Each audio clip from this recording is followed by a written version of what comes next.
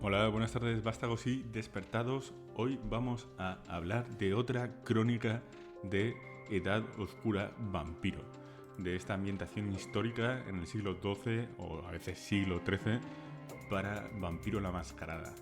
Y venimos a desgranar, analizar una crónica que fue de las primeras en ser publicadas, llamada Choque de Voluntades, Clash of Wills. Esta crónica, Choque de Voluntades, es una aventura de 1997, escrita por Steve Miller.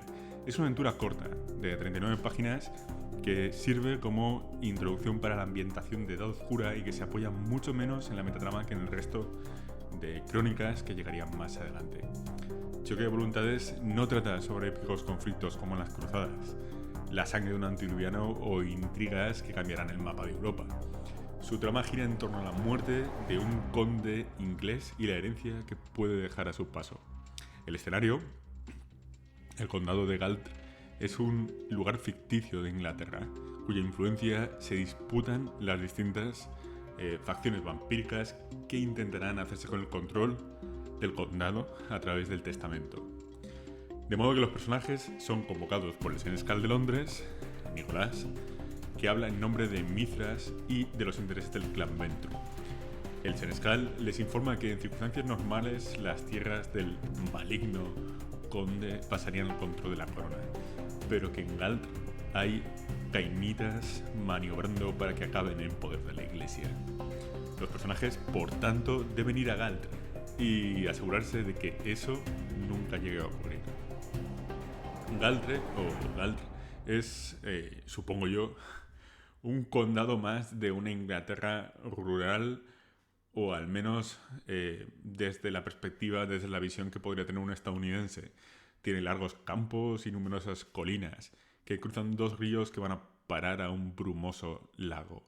Sus habitantes se arremolinan en la aldea de Redford, a la sombra del castillo de Milestone. Y en sus últimos años de vida, el conde ha mandado construir un monasterio, aterrorizado ante la perspectiva de arder en el infierno por sus numerosos pecados tras el juicio. Cuando los personajes llegan a Redford a una noche de caballo, rápidamente conocen a dos de los personajes mortales más destacados que abren una subtrama más bien desagradable. Uno de ellos es Dubois, el jefe de la guardia del castillo, que es un hombre cruel, lascivo, violento, que solo aparece en escena varias veces a lo largo de la crónica para violar mujeres o para amenazar con hacerlo.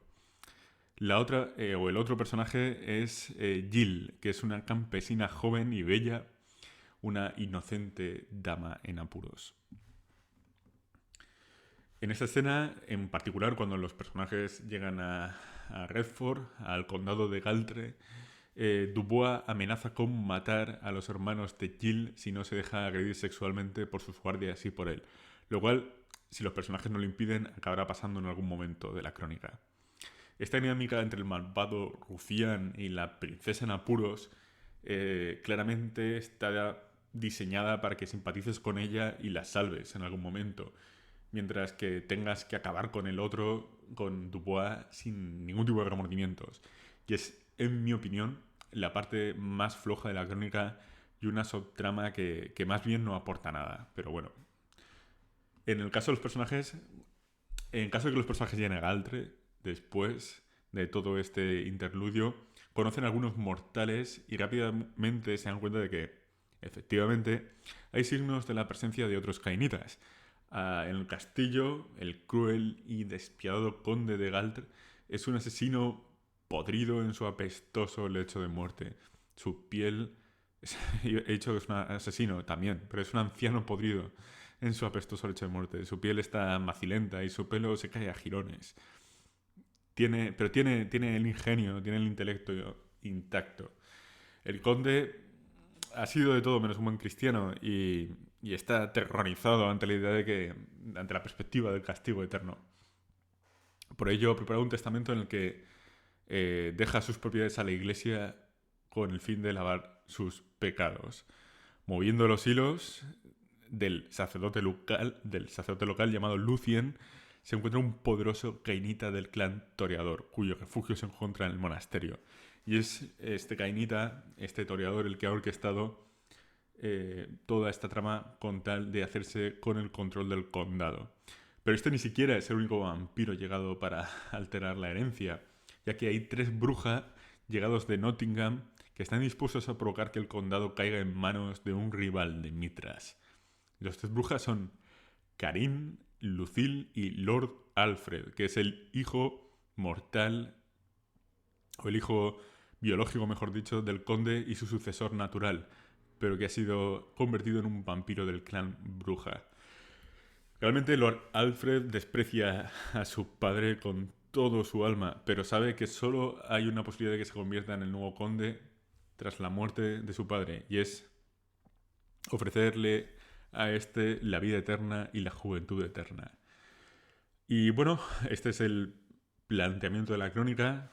Llegan los personajes y a partir de aquí las cartas están sobre la mesa. Digamos que hemos llegado a mitad de la historia. Los personajes ya tienen más libertad de acción y los personajes del narrador reaccionarán a lo que hagan los personajes jugadores.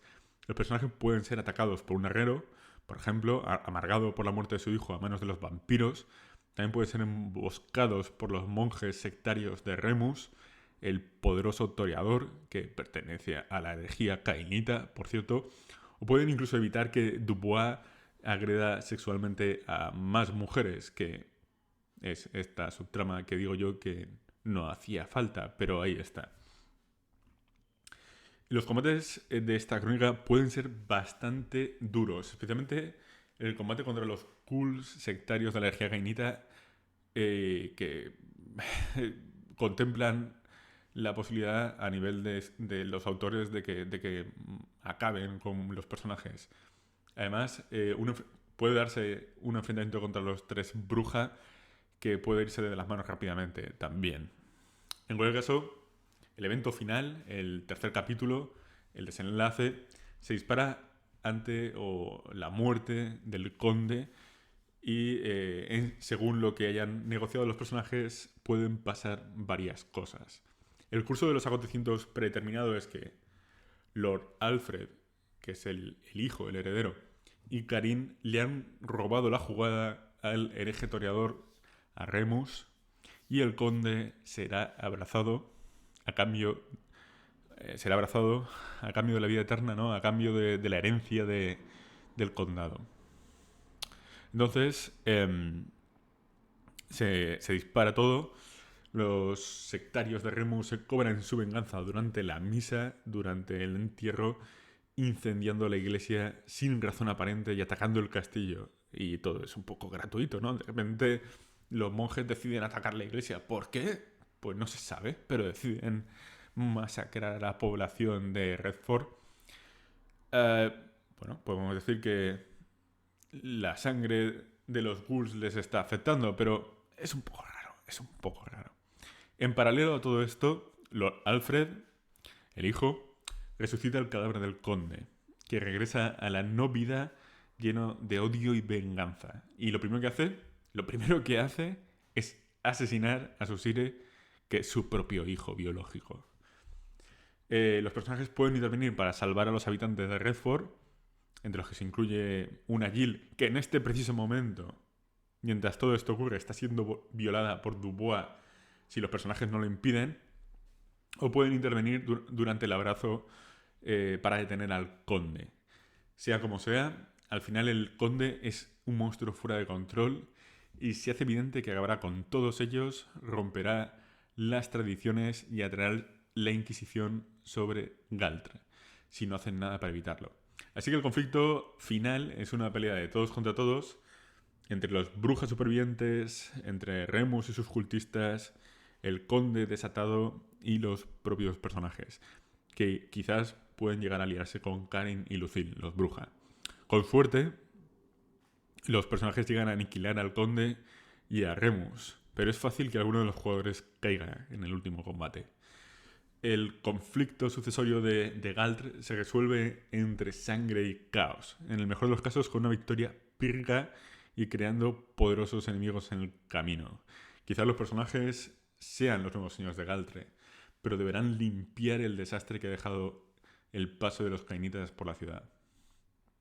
En conclusión, ¿qué me ha parecido Choque de Voluntades? Pues creo que como crónica introductoria creo que cumple, está bien y no necesitas grandes batallas épicas, cruzadas o sangre de antediluvianos para crear un conflicto interesante a nivel de trama. No obstante, tiene dos problemas, a mi ver.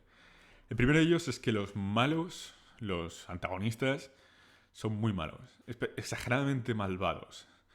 Toda la trama de Jill, de Princesa en Apuros, me sobra. No aporta nada salvo que el lucimiento de los personajes al salvar a una mujer de ser violada una y otra vez. Y esta visión de la mujer como víctima, además, es un recurso narrativo muy cansino que envejeció muy mal, sinceramente. El segundo problema que veo es que, como es habitual, hay pocas alternativas a la violencia para resolver el conflicto final. Las habilidades sociales de los personajes pueden servir en algún momento para ganarse a los brujas como aliados, incluso para negociar el abrazo del conde, pero para poco más. Y en cuanto a los aspectos positivos, diría que es una buena introducción, quitando toda la subtrama de violaciones, y que el arte es muy bueno y ofrece ganchos para futuras historias. Así que decidme cuál es vuestra opinión, dejadme vuestros comentarios bajo el vídeo y si os ha gustado, si llevaríais esta crónica a vuestras mesas de juego. Chao y buenas noches.